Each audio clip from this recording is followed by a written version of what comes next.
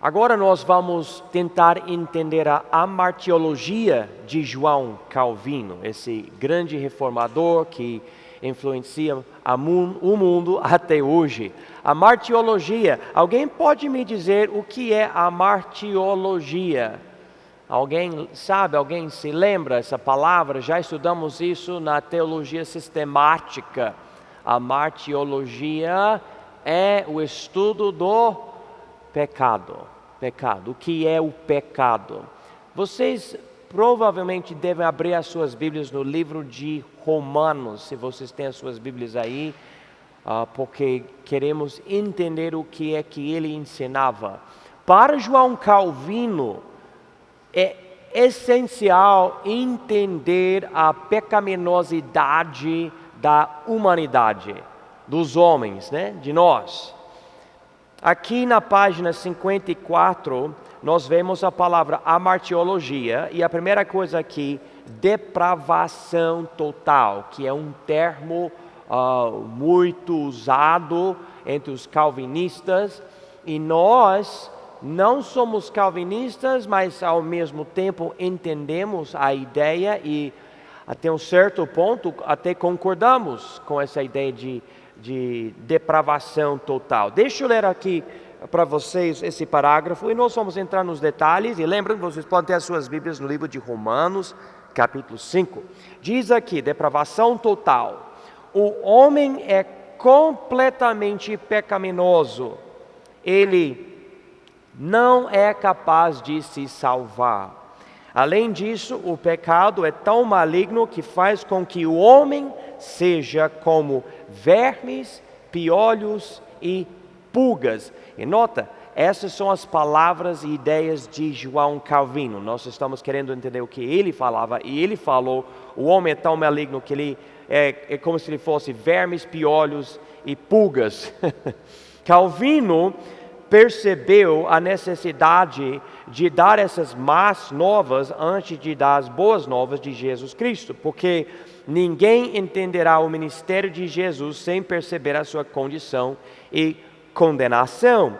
Calvino esclareceu, porém, que a depravação total do homem não elimina a possibilidade de o homem conseguir fazer muita coisa em áreas como ciência, medicina, literatura e arte. Ok, tem algumas coisas aqui nesse parágrafo. Vamos começar com a primeira coisa, que é depravação total, o que é a situação do homem.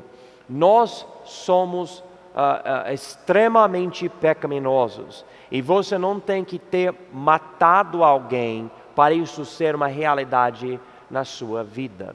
Quando você peca, cada vez que você peca, é uma manifestação que pecado habita em você. João Calvino, ele ensinava isso, e na verdade nesse ponto nós concordamos. E sim, nós somos tão ruins, nós somos como baratas, como, sabe, as coisas mais nojentas e imundas que existem. Ele falou vermes, piolhos, pulgas. E para ele entendeu que isto tem que ser entendido antes de alguém receber Jesus. Então, por exemplo, pensa em alguém que você conhece que não recebe Jesus. Você pode pensar em parente, amigo, alguém de coração fechado ou duro. Por que essa pessoa não cai diante dos pés de Jesus pedindo misericórdia? Por quê? Por que seu parente, ou amigo, ou colega de trabalho não tem lágrimas nos olhos e não está tremendo, sabendo que se morrer hoje vai para o inferno? Porque a pessoa não compreende a sua própria condenação e não compreende a contaminação dentro de si. Mas quando você é capaz de pecar, e todos nós somos capazes de pecar, você é capaz de cometer qualquer pecado. Não, mas pastor, eu nunca faria o que esse cara fez. Calma, calma. Nenhum bebê Você olha no bebê, na cara do bebê e fala, olha, esse aqui um dia vai matar alguém. Mas cada pessoa que matou uma outra pessoa era um nenezinho. Era. Os pais observavam um rosto inocente, algo, sabe, tão lindo, mamãe querendo abraçar o filho dela, tudo isso. Mas, um dia, esse mesmo bebê chega a uma certa idade e decide matar um outro ser humano. Está dentro da pessoa. E não é somente esse pecado, mas há muitos outros pecados que existem, que o ser humano é capaz de cometer. Então, quando nós evangelizamos, nós precisamos entender, e eu concordo com João Calvino nesse sentido, nós precisamos dar primeiramente as más novas antes de dar as boas novas. Ou seja, falar que Jesus morreu por você não é muito importante se você não percebe a sua necessidade. Se você não percebe que você merece a morte, o inferno, o lago de fogo, então por que você vai querer Jesus de verdade? Por que você vai valorizar a morte dele na cruz? Você não vai valorizar. Não vai ser importante para você. Você não vai ter lágrimas. Ele enfatizou isso. E ao mesmo tempo, João Calvino, ele enfatizou que, bom, por um lado, o homem é depravado, totalmente, ele é tão pecaminoso, capaz de cometer qualquer pecado, ele é condenado diante de Deus, ele não tem como se salvar, os melhores esforços dele não vão ser capazes de salvar a alma dele. Até a Bíblia diz em Isaías que as nossas justiças são trapo de imundícia para Deus.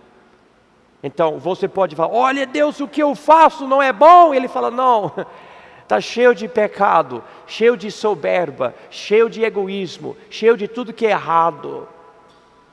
Imundícia para mim. Bom, João Calvino reconheceu isso. Por outro lado, ele fala, mas o mesmo ser humano não perdeu totalmente a imagem de Deus.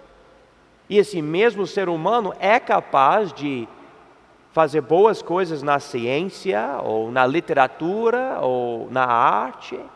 Você pensa, por exemplo, em Steve Jobs, que era o homem principal, né, da Apple.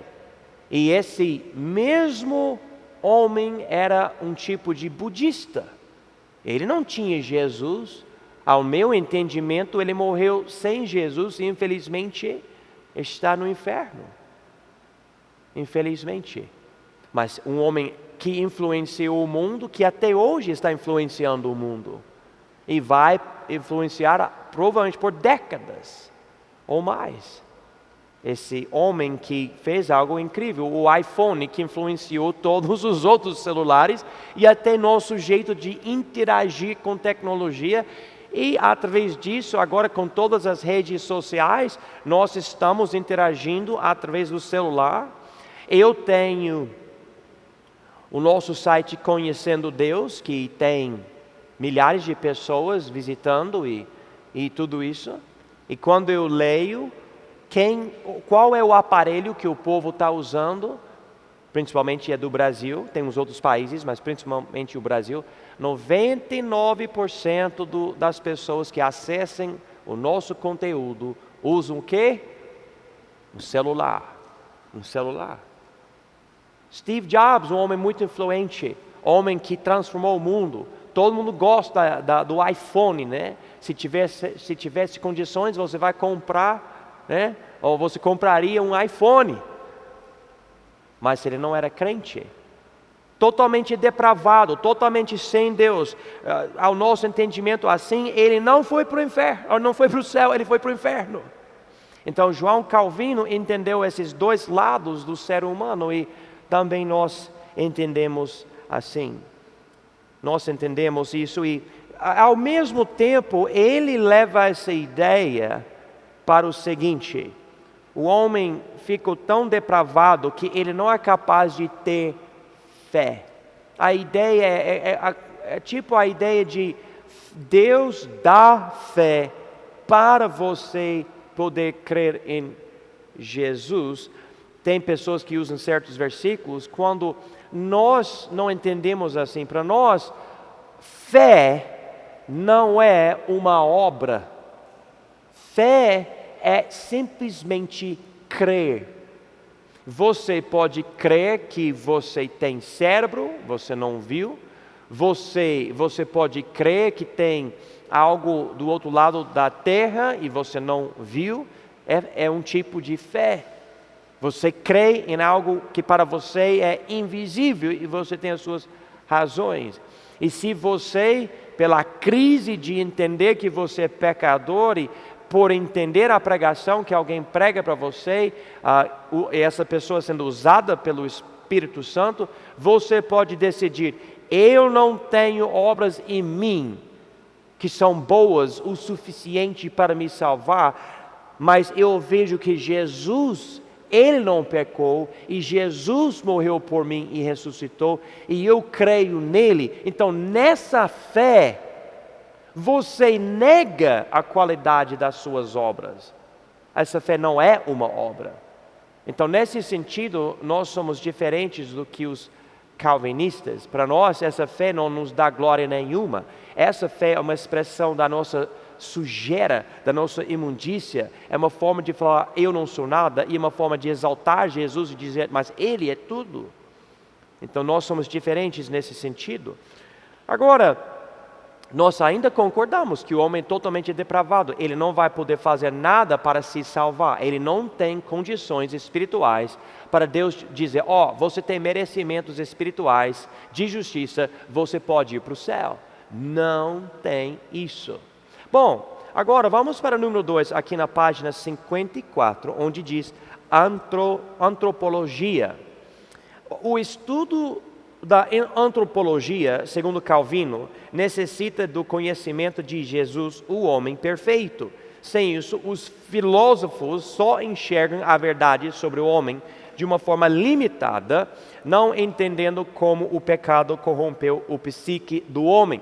Ok, a martiologia é o estudo do pecado, já vimos isso hoje à noite. E a antropologia é o estudo do quê? Do homem, do ser humano, da humanidade. Antropologia, quem nós somos, qual é a nossa composição e outras coisas. João Calvino, entendendo que a Bíblia fala sobre o pecado, ele falou: esses filósofos seculares e pessoas que ficam querendo entender a psicologia do homem e mentalidade do homem, tudo, a alma do homem, etc., eles não vão entender corretamente tudo sem entender que o homem é extremamente pecaminoso e que Jesus é o homem perfeito. Então, sem Jesus, não existe uma psicologia correta. E quanto a isso, eu falo para João Calvino: amém, eu concordo contigo. Hoje em dia nós estamos vendo o uso de psiquiatras e psicólogos de tal forma que muito crente, e me ouçam bem, infelizmente confia mais nessas pessoas do que na palavra de Deus. E estão dependendo da ciência que não inclui esse fator do pecado para resolver problemas na mentalidade do ser humano. Existe depressão, por exemplo, que vem de problemas físicos? Sim. Mas também existe depressão que vem porque você peca. E você não decide se arrepender para a culpa ser tirada de você e você ter o alívio que vem só de Deus. O pecado deve causar depressão em nós, é algo extremamente triste. E quando você fica pecando contra a sua própria consciência, vem com um peso: você está errando, você está errando, você está pecando, Deus não gosta disso. Há muito sofrimento nisso. E muitas vezes A psicologia, eu estou falando de coisas modernas, ele está falando dos filósofos da Idade Média, mas é a mesma ideia. A ideia que eles falam hoje em dia é o seguinte: você tem que se aceitar. Você tem que tirar de você esse sentimento de culpa. Quanto a nós que acreditamos na Bíblia, nós concordamos com João Calvino nesse ponto. Você deve ver esse sentimento de culpa dentro de si como uma bênção de Deus. É uma forma da misericórdia de Deus para você reconhecer: eu tenho algo errado em mim e eu preciso de Jesus. Porque se você não perceber a sua própria culpa, você não vai para Jesus. Deixa eu esclarecer algo. Eu não sou 100% contra psicologia, psiquiatras, essa área. Eu sou 99% contra. Não, eu não sei. O que eu estou dizendo é que há muita coisa, irmãos, que é espiritual. Vocês estão me ouvindo? Algo que tem a ver com pecado. E não é meramente um problema no seu cérebro. E sabe o que acontece? O médico, ele fornece um remédio. E você toma. O remédio mexe com o Espírito Santo? Faz uma operação espiritual? Não, mexe com o cérebro, mexe com, eu acho que é sinapse no português, esse tipo de coisa no cérebro, afetando não o problema, irmãos, mas os sintomas. E você pode lidar com sintomas sem tratar o problema. Olha, câncer, por exemplo, pode causar muito problema no seu corpo. E você pode usar algo para eliminar os sintomas, e você ainda tem câncer, e um dia você vai morrer por causa do câncer. Mas se você arrumar o tratamento certo, que elimina o câncer, você está livre do problema inteiro. E no caso do pecado, você pode ter depressão e várias outras coisas, mas se você lidar com o pecado em si, você também elimina essas outras coisas. E eu acredito que na época de João Calvino, ele estava reconhecendo isso até um certo ponto. Nós, claro, temos essa área bem mais desenvolvida hoje, mas precisamos ter cautela. Se você achar que você precisa ir para psicólogo ou psiquiatra ou outra pessoa desse modo, etc., eu faço essa pergunta para você: por que você não primeiro vai para Deus? E depois, se ainda você perceber a necessidade, tudo bem. Eu penso sobre certas situações. Por exemplo, autismo. Autismo é algo que, depois de tudo que eu passei na minha família, eu reconheço isso não como algum demônio, mas é um problema físico que afeta a mentalidade. Algo que nem cientistas entendem muito bem até hoje. E você pode ajudar alguém assim, por tentar dar progresso para o desenvolvimento, para o autista, etc. E para mim essa é uma situação bem diferente. A pessoa pode nascer desse jeito, não tem nada a ver com algum pecado que trouxe consequências. Então, nesse sentido, eu entendo. E provavelmente João Calvino também, só que ele não tinha um sistema tão desenvolvido igual hoje. Bom, falei demais nesse ponto, vamos continuar. Número 3, pecado original. O que é que João Calvino falava sobre o pecado original? A doutrina do pecado original, ensinada na Bíblia, e que foi destacada na controvérsia entre Agostinho e Pelágio, se tornou importante na teologia de João Calvino. Segundo Calvino, os antigos teólogos não desenvolviam o suficiente essa doutrina.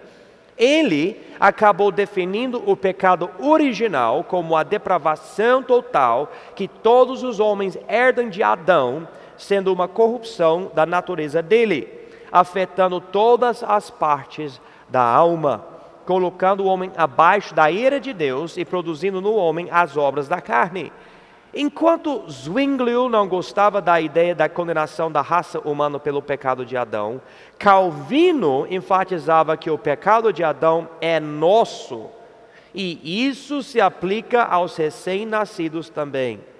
Ninguém é culpado pelo ato de Adão, mas o pecado que estava dentro dele passou para todos junto com a sua condenação. O pecado que o homem herda corrompe tudo o que o homem faz, de tal forma que não há nada feito por ele que fica livre de injustiça. Ok, é muita coisa aqui.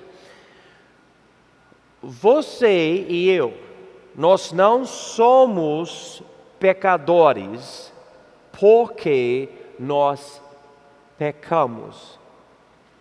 Nós pecamos porque somos pecadores.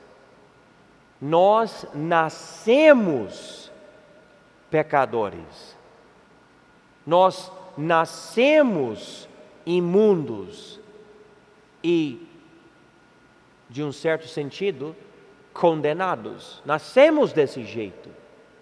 E você pode pensar, mas eu não quis isso, eu não merecia isso, mas eu nasci, eu já estou com problemas?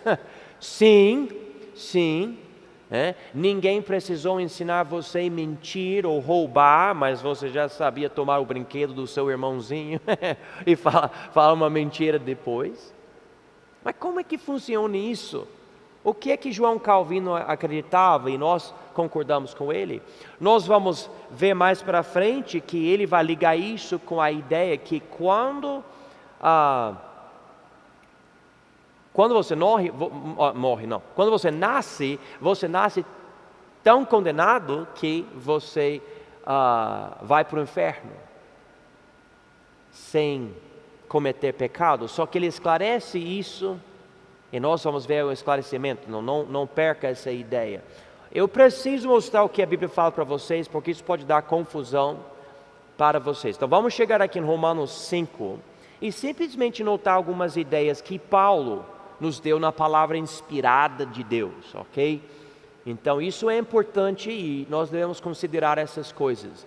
E eu quero falar agora aqui no início dessa parte do estudo hoje à noite. Isso não é fácil de entender. Nós temos certas teorias sobre certas partes disso. Mas a questão é, você nasce pecaminoso? E a segunda coisa, e se bebê recém-nascido morrer, ele vai para o inferno? Agora vamos ver o que a Bíblia fala aqui. Romanos 5,12. Portanto, como por um homem entrou o pecado no mundo, e pelo pecado a morte, assim também a morte passou a todos os homens, por isso que todos pecaram. Ok, versículo chave aqui, mas ele diz aqui que o pecado que nós estamos vendo no mundo hoje é por causa de um homem. Então todos os homens que estão pecando hoje têm esse pecado por causa de um homem. E qual é o nome desse homem? Adão. O primeiro homem, quando ele quebrou a única lei, que era não tomar o fruto proibido, quando ele tomou, comeu, ele pecou. Agora diz aqui, e pelo pecado a morte. Deus disse, no dia em que comeres do fruto, morrerás, algo assim, na Bíblia, em Gênesis capítulo 2. Então, Deus falou, o pecado de tomar esse fruto, comer esse fruto, traz essa consequência, esse salário, a morte. Nós sabemos em Romanos 6,23, o salário do pecado é a morte. Então ele diz aqui, é isso que aconteceu. Daí ele continua, assim também a morte passou a todos os homens, por isso que todos pecaram. Ou seja, vendo que todo mundo morre, isso quer dizer que o pecado passou para todos nós também. Então, você não comeu o fruto da árvore do conhecimento do bem e do mal no jardim do Éden com Adão e Eva, mas você vai morrer. Sim. Sim. Inclusive ele continua aqui, versículo 13. Porque até a lei estava o pecado no mundo, mas o pecado não é imputado não havendo lei. Isso é interessante. Então, versículo 13, ele dá uma coisa cronológica aqui. Adão pecou quando tinha uma lei. Ele teve filhos e netos e bisnetos, etc., até os dias de Moisés. Séculos depois, e todas essas pessoas viveram para sempre? Não, morreram. E nenhuma dessas pessoas estava comendo o fruto da árvore, porque a árvore do conhecimento do bem e do mal estava no jardim e tinha uma espada inflamada e um querubim que estavam protegendo esse lugar, então ninguém podia entrar, mas todo mundo ainda estava morrendo. Então aparentemente era para o homem estar no jardim, ter acesso à árvore da vida e viver para sempre. Deus expulsou o homem e ele e os filhos e netos, a descendência dele, continuavam a morrer, e nós vemos isso até hoje, mesmo não tendo a lei. Versículo 14.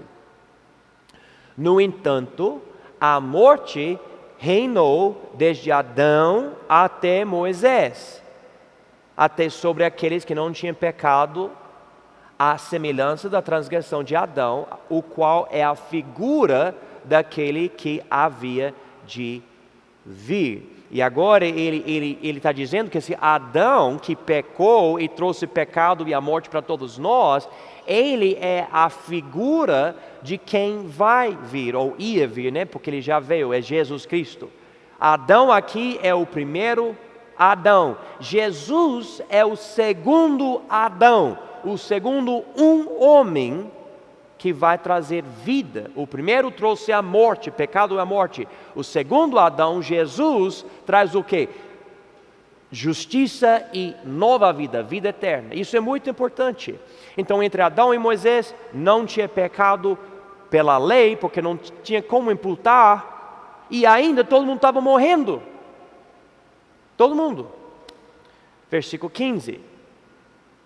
Mas não é assim o dom gratuito como a ofensa.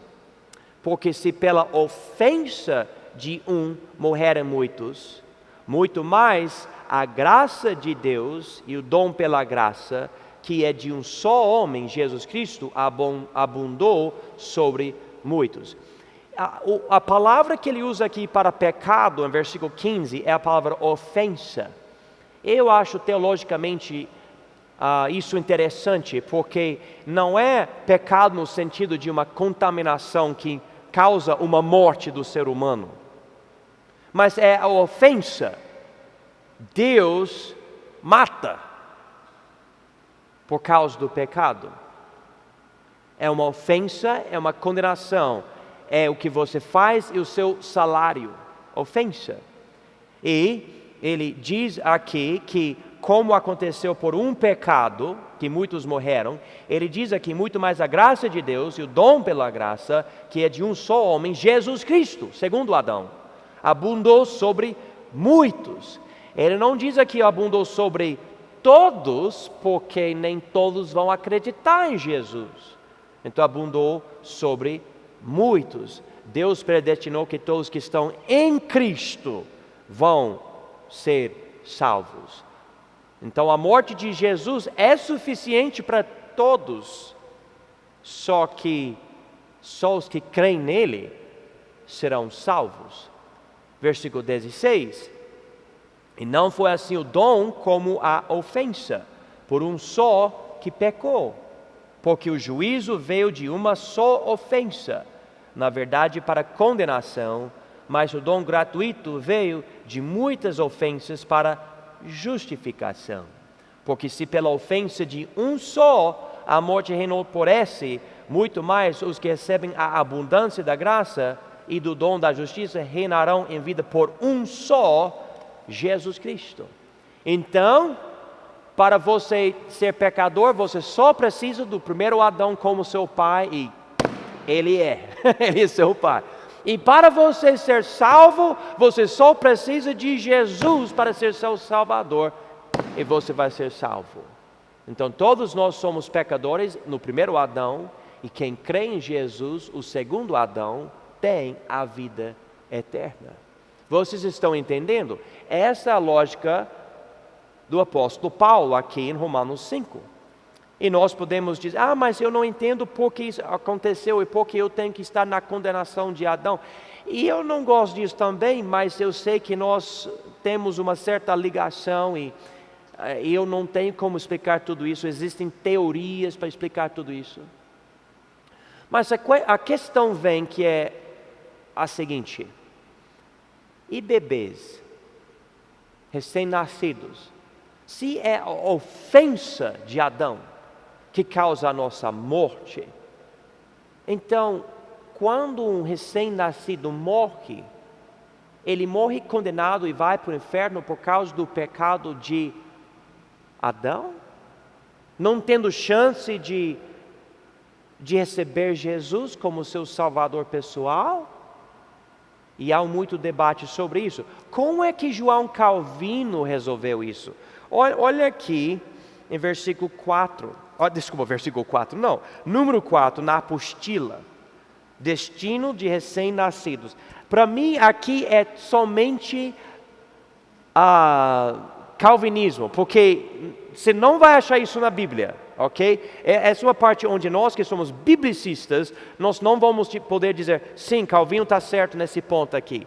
Para mim, aqui eu não vejo isso na Bíblia, mas vamos ver o que ele fez para resolver essa coisa bem pesada de um recém-nascido ir para o inferno, porque ele é filho ou descendência de Adão. Número 4, destino de recém-nascidos. Calvino ensinava que antes do nascimento, Deus já determinou quem irá ao céu e quem irá ao inferno. Parece que Calvino acreditava que todos os recém-nascidos que morrem são eleitos e vão para Deus. Há outros recém-nascidos não eleitos que serão condenados, não morrendo na infância, mas chegando a uma idade o suficiente para legitimamente quebrar a lei de Deus e assim obter condenação. Em outras palavras, Deus protege os rejeitados, ou seja, os não eleitos, da morte até chegarem ao ponto de poderem pessoalmente pecar. Eu não sei se vocês estão entendendo, vou tentar explicar, porque é uma teoria, eu vou dizer, é uma teoria interessante. Nós acreditamos que somos predestinados nesse sentido. Quem recebe Jesus, Deus pela presciência dele, salva tal pessoa antes da fundação do mundo. Você pode ler sobre isso em Efésios 1 e Romanos 8, mas especialmente Efésios 1. Beleza, predestinação é um ensino bíblico. Só que João Calvino, ele tinha uma crença diferente na questão da predestinação. O calvinismo ensina que Deus, e eu vou usar essa palavra, eles não vão gostar, mas é basicamente isso. Deus aleatoriamente escolheu alguns para a vida e os outros para a condenação eterna no inferno. Antes de tomar decisão, nada. Simplesmente Deus falou, pessoa A vai para o céu um dia, pessoa B vai para o inferno. Todo mundo nasce, todo mundo vive, não importa o que acontece na vida, as pessoas eleitas vão acabar recebendo Jesus, as outras pessoas não. Só que ele aqui muda um pouco. Porque ele fala, Deus já elegendo os salvos e elegendo os não salvos, ele decidiu que quando um recém-nascido morre, ele foi eleito para o céu, ele vai para o céu. Então cada vez, segundo Calvino, cada vez que um bebezinho morre, ele foi escolhido por Deus para ir para o céu. E cada vez que um não eleito nasce, Deus protege esse que vai para o inferno um dia, viver até o ponto de conscientemente conseguir pecar, para Deus poder imputar pecado para esse ser humano, e depois Deus deixa essa pessoa morrer para ir para o inferno. Vocês estão entendendo?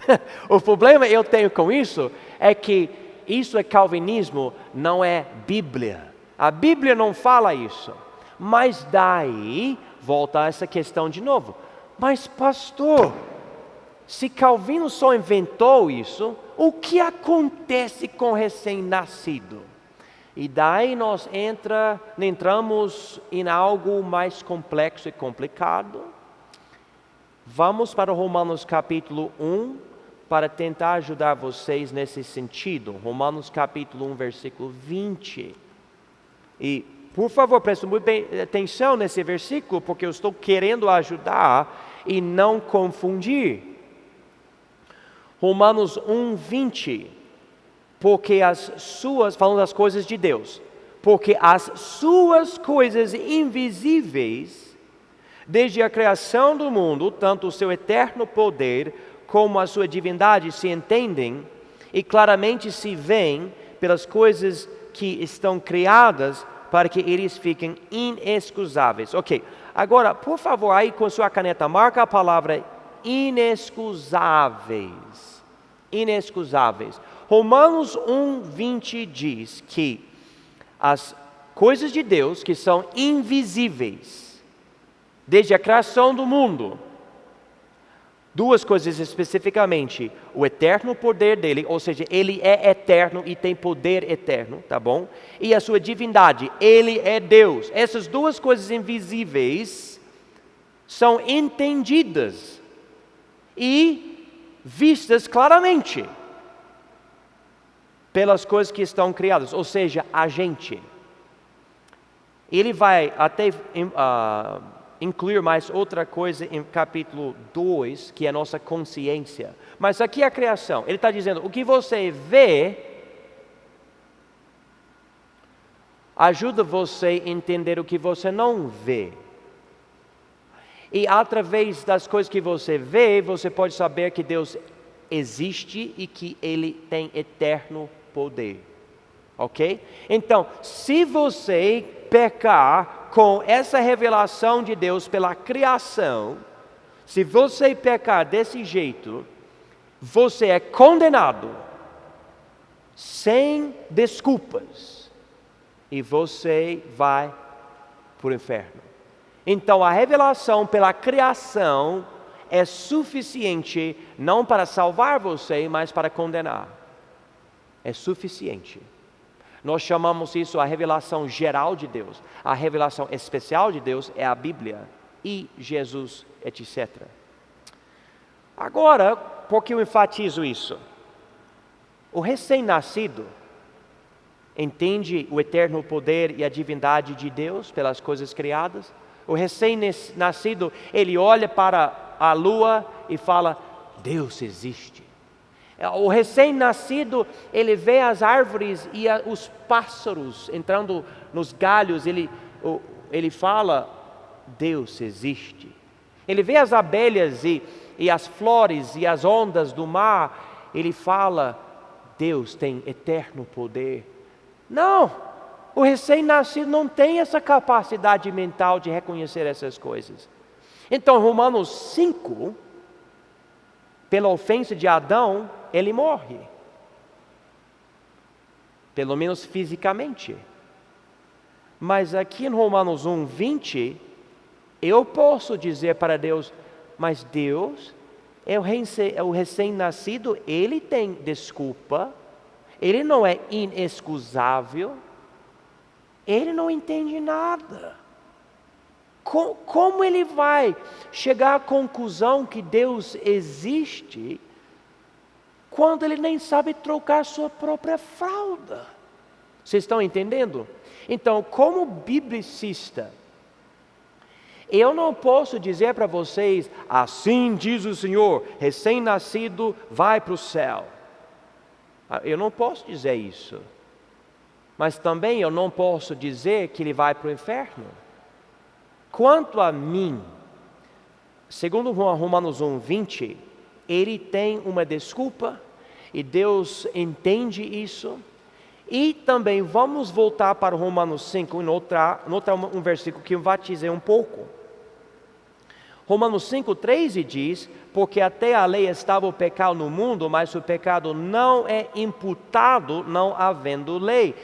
Imputar é o ato de Deus atribuir culpa para a pessoa pecaminosa. Ele imputa o pecado. Só que o recém-nascido não tem como pecar contra nenhuma lei. Não tem nada que você pode dizer para o bebê.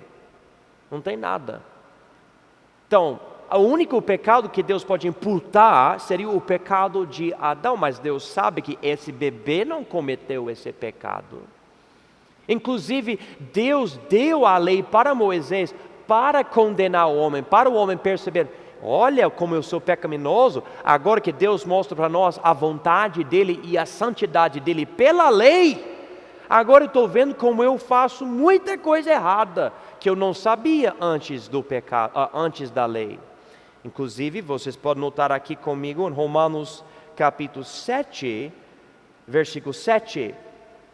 Romanos 7:7, que diremos, pois, é a lei pecado? De modo nenhum, mas eu não conheci o pecado, senão pela lei, porque eu não conheceria a concupiscência, se a lei não dissesse, não cobiçarás. Então, a Bíblia diz, a lei diz, não cobiçarás. Ele, obviamente, pela concupiscência dele, ou seja, desejo pecaminoso, ele cobiçava.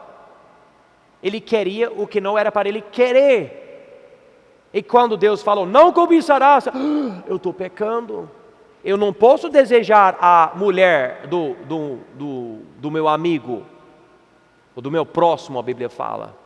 Eu não posso querer os animais, e as terras, e a casa, e outras coisas do outro. Cobiça é pecado. Então Paulo reconheceu isso. A lei mostra para nós a nossa pecaminosidade. No Velho Testamento, Davi perdeu um filho recém-nascido, morreu. E ele falou, ele não vai voltar para mim, mas eu vou para ele.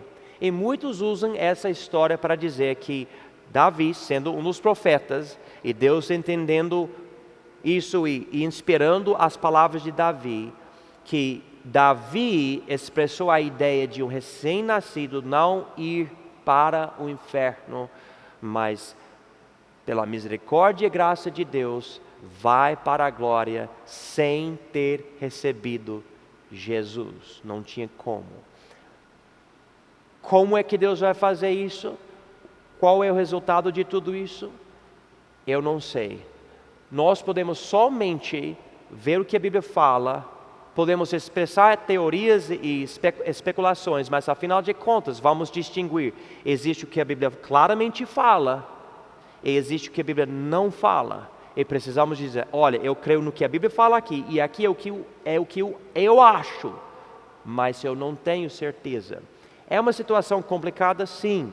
Eu já li muito, já ouvi muitas pregações sobre esse assunto, e é complicado. Vamos terminar essa aula. Vamos voltar para capítulo, não posso falar, página 55 da apostila. Só nota aqui em cima, número 5, natureza do pecado. O termo pecado não é meramente um ato mau, mas uma inclinação maligna da natureza caída do homem. Em outras palavras, o homem não é pecador porque peca, mas peca porque é pecador. O pecado original traz não somente a perda da justiça, mas a contaminação do ser.